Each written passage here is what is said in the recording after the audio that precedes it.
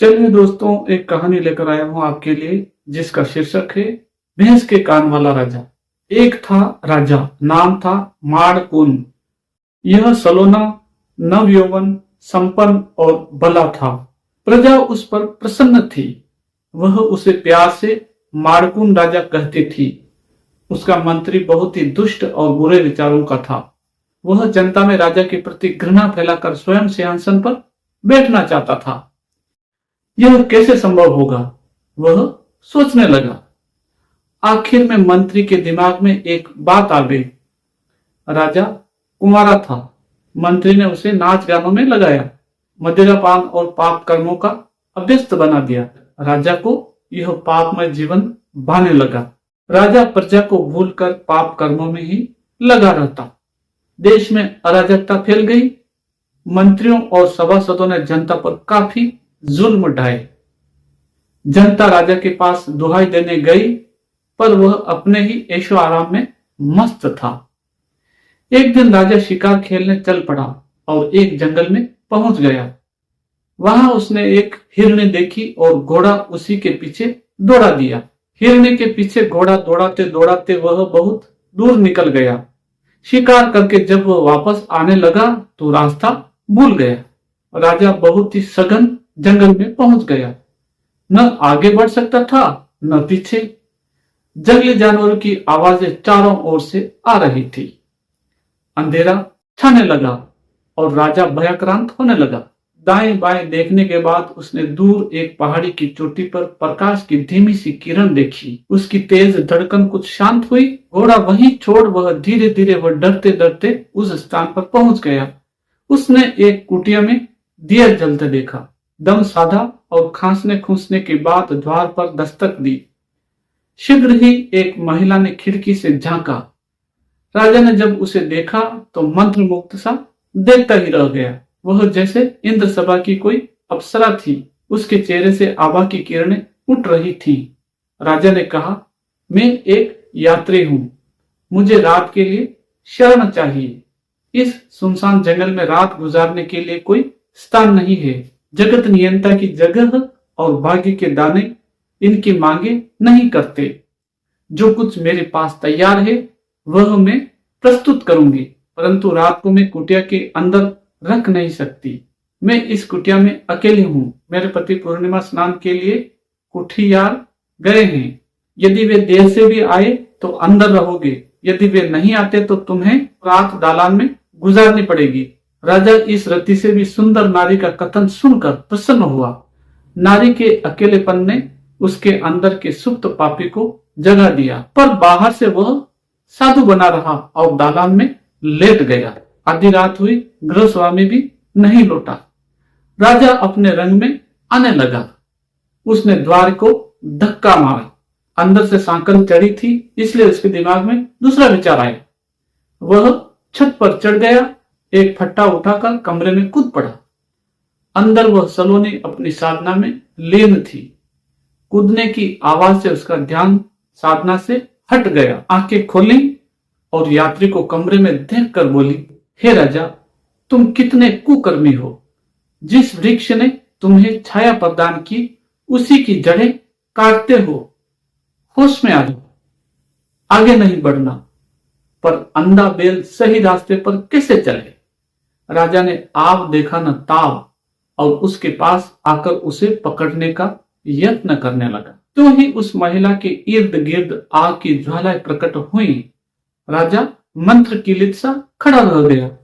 कुछ क्षणों के बाद वह कमरे से बाहर आया। लपटें तेज हुई और उस सुंदरी के शरीर को भस्म करने लगी। राजा भयभीत हो वहां से भाग निकला। भागते भागते उसने ये शब्द सुने, जा, तुझे इसका फल मिल जाएगा। पांव फटने पर राजा अपने शहर के समीप पहुंच गया। वह बहुत थका हुआ था। उसने एक वृक्ष की छाया में विश्राम किया।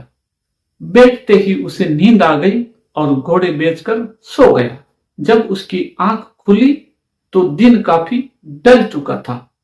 वह तुरंत उठ खड़ा हुआ और शहर की ओर चल दिया। जब वह शहर में प्रविष्ट हो गया तो उसकी आंखों तले अंधेरा छाने लगा। समूचा शहर उसके पीछे चलने लगा। कोई कहता था यह कोई प्रेत है, कोई उसे भूत कहता था। कई लोग यह कहते कि शहर में कोई दैत्य आ घुसा है। माताओं ने बच्चों को छिपा के रखना शुरू कर दिया। कुत्तों ने उसे देख रोना प्रारंभ कर दिया। राजा इस बात पर चकित था कि मुझे क्या हो गया है। क्या मैं कल का राजा नहीं हूं? बाजार में किसी लड़के ने उस पर पत्थर चलाया, जिससे उसके चेहरे से खून टपकने लगा। उसने चेहरे को हाथ लगाया और हैरान रह गया।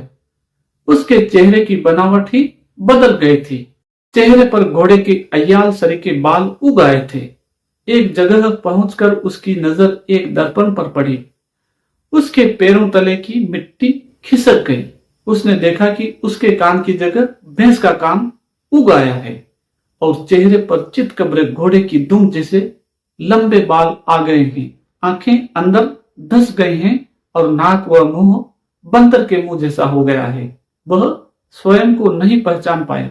चारों ओर से लोग इकट्ठा होने लगे। इतने में राजा के सिपाही आ गए। उन्होंने उसे रस्सों से बांध लिया और कारागृह ले गए। दूसरे दिन जब उसे दरबार में लाया गया तो मंत्रियों और दरबारियों ने निर्णय दिया कि इस बला ने हमारे राजा को मारा है और उसके वस्त्र स्वयं पहन लिए हैं, इसलिए इसकी हत्या तुरंत कर देनी चाहिए। राजा ने जब यह निर्णय सुना तो उसे बचने की कोई आशा न रही। अभी भी उसकी जिंदगी के 5 दिन शेष थे, कारण कि इस देश का यह नियम था कि सजा सुनाने के 5 दिन बाद ही अपराधी को फांसी पर चढ़ाया जाता था। कैद में राजा बचने की कोई युक्ति सोचने लगा। सोचते सोचते उसे एक बार विचार आया। दूसरे दिन जब जेल का एक कर्मचारी उसके लिए भोजन लेकर आया, वह किवाड़ के पीछे छिप गया। जो ही नौकर अंदर घुसा, राजा उस पर टूट पड़ा। उसका मुंह बंद कर चित कर दिया और उसे रस्सी से बांधकर उसके कपड़े उतारे। इन कपड़ों को पहनकर टोकरी सिर पर उठाकर तथा सिर पर रुमाल बांधकर बाहर आ गया। किसी को संदेह न हुआ। भागते भागते राजा एक जंगल में पहुंच गया। वहां वह एक गुफा में छिप गया। दिन के उजाले में गुफा में ही छिपा रहता और रात के अंधेरे में बाहर निकलकर जंगली फल तोड़कर खाता और इसी तरह दिन गुजारता। शक्ति और मुसीबत वह अधिक समय बर्दाश्त न कर सका। वह दिन ब दिन कमजोर होता गया। आंखों की रोशनी कम होने लगी। जब गुफा में बहुत समय तक रहने से उसके बाल लंबे हो गए और उसके कान बालों के नीचे छिप गए, तब मुंह पर राख मलकर राजा साधु के वेश में गुफा से बाहर आ गया। अब वह गांवों तथा शहरों में घूमने लगा। कभी कोई दाता उसे खिलाता और कभी वह खाली पेट ही सो जाता। दिन में साधु बनकर घूमता और रात में आंखों से गंगा जमुना बहाता। एक दिन राजा अपने शहर पहुंचा। अपने महल को जी भर देखा। दिल में कटारें उतरने लगी। उसास भर आगे निकल पड़ा। आधी रात को राजा आसमान को एकटक देख रहा था।